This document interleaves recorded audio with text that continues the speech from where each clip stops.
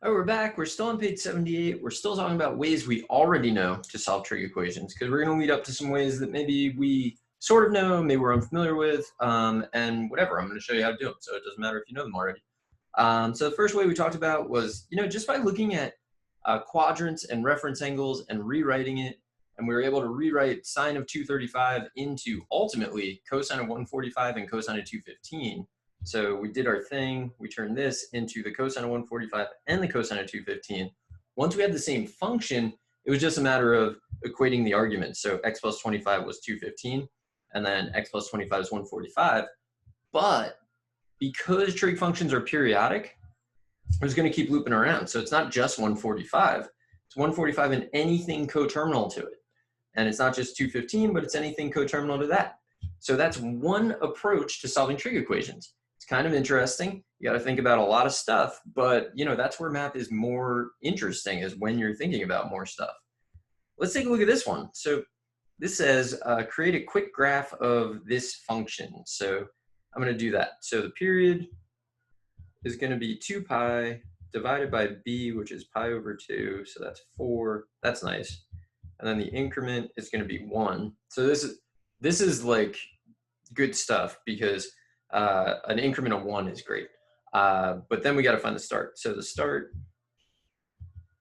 So remember, when you're finding the start, I mean, you know how to do this, but we're gonna set everything in the parentheses equal to 0 and solve, which amounts to flipping the sign on this. So it's 3 pi over 4, then multiply by 2. That's 3 pi over 2, divide by pi, 3 over 2. So we get x equals 3 over 2, which means I want to go back and make this 2 over 2.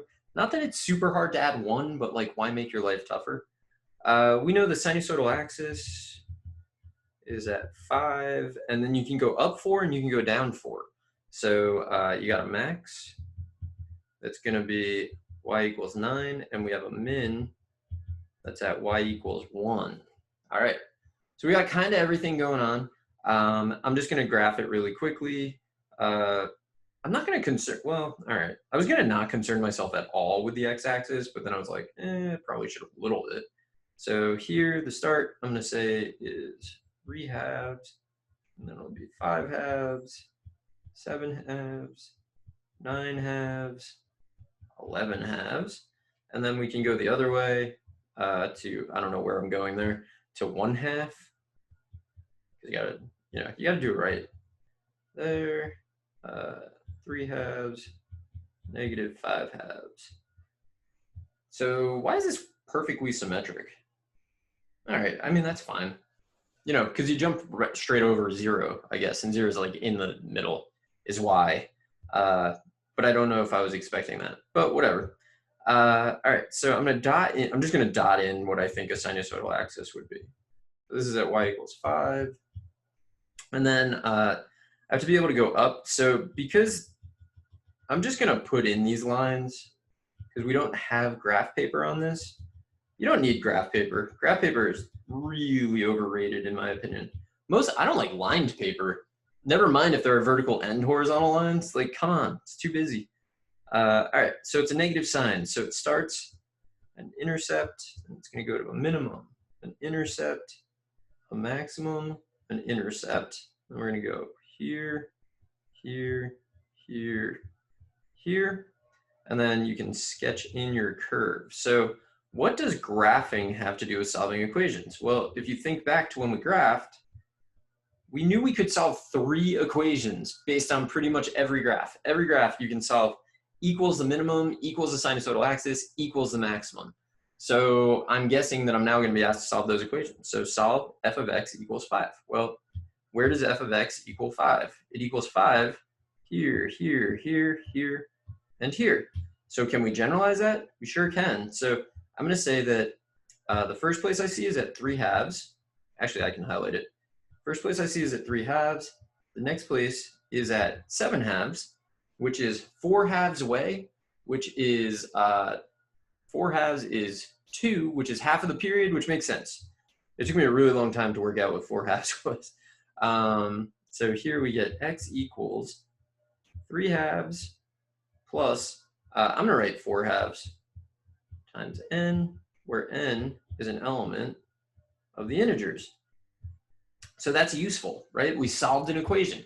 Sometimes you'll be able to solve them by graphing. In fact, if you can solve it by graphing, it's probably the easiest way to solve it. Like it's so like formulaic. You just kind of like go for it. You don't have to think all that much, and that's often a good thing. How about 9? So here and then here. All right, so at 1/2, and then again at 9/2. And so those are 8/2 or 4 apart, which makes sense because the period is 4 and the maximums are a full period apart. So I feel good about that answer. So I'm going to say this is x equals 1/2 plus, I'm going to say 8/2, I guess, times n, where n is an element of the integers. And then I guess it's maybe it's obvious. I don't know. Maybe it's not. The next one is going to have to be about where do the minimums happen. So what's here and here? I only see 2 of them. So I'm going to say, I'm still going to start with the 5/2, and then I'm still going to say plus. So how far apart? It should be 1 full period, right? 5/2 minus -3/2.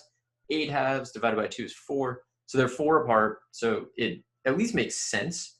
So let's, oh, that's not a highlighter. Let me highlight here and here. So I'm going to say 5/2 and then plus 8. I'm going to go with 8/2 again. Ooh, that's a bad 8. 8/2 times n, where n is an element of the integers. And now I'm just going to check them on the calculator to make sure. I mean, I'm feeling pretty good about it, but let's see what happens. So I'm going to flip over to the calculator. And this time I need to be in radians because of the pi that's there and experience. So I'm going to define f of x is -4 sine of pi over 2 x minus 3 pi over 4, and then plus 5. All right, and so I could do f of x such that x equals 3/2. So this should give me 5, and it does. If I add 2 to that, it should still give me 5, and it does. All right, I'm going to then say, what if I ask it to solve? Equals 5 for x. It's going to give me, well, I don't know. Yeah, it gives the -1. It drives me nuts.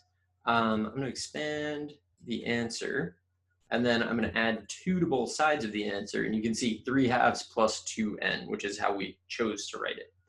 Let's check the next one. So f of x, so I'm going to plug in such that x equals 1/2, and then this should give me 9, and it does. And then if I add 4 to that, it should still give me 9, and it does. And then I could also have checked this by solving. 9 for x. I wonder if I can solve. I don't think I can. This one, for whatever reason, it gives you what we wrote. I don't know how it chooses. And then there's one last to choose. I mean, if we got those 2 right, it'd be really kind of weird to get the next one wrong, but stranger things have happened, you know? So such that x is 5/2 is 1, and then I'm going to add 4 to that, and it's still 1, so we got it. Let's do the solve thing now. Solve f of x equals, so I always try to like show you as many ways as I can to like deal with these. It's not that I would expect you to use all of these on any one problem. You just have to like know that you can use them at all, and decide what you like. I mean, until, I don't know, when I first got solve, menu 3-1, it's all I ever did. I never tried anything else. But then I realized like, sometimes it's sort of the game show element. Like, did I get it right? You know, so you're punching in your own answer. I kind of like that. Also just, you know, you never know when it's going to be useful to use expand. You know, when's the last time you used it? So you get, I think you just practice skills that are useful. That's why I'm showing you as many ways as I can to do it. I don't expect you to check 3 different ways on every one problem. I mean, that seems like overkill, especially if you check correctly the first time and you got it correct. Like, why are you still checking? Move on.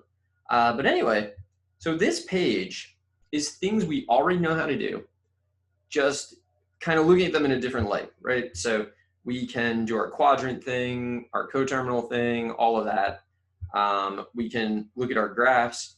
So we know a bunch of things. We're going to get multiple solutions. you could potentially get multiple forms of a solution for the same equation. Like up here, we got two different forms of a solution. Some of them are 120-ish, some of them are 190-ish. Whereas down here, we didn't have that scenario. If you're gonna get 5, you get basically this formula. There's not like two things that are like alternating or anything like that. Every answer to this is basically coterminal to every other answer. Whereas up here, all of the answers that look like this are coterminal to each other, but they're not necessarily coterminal to this. So you get two distinct things that are like moving through the curve. I'm gonna end this here, come back in the next video, and we are gonna do some more. So I will see you there.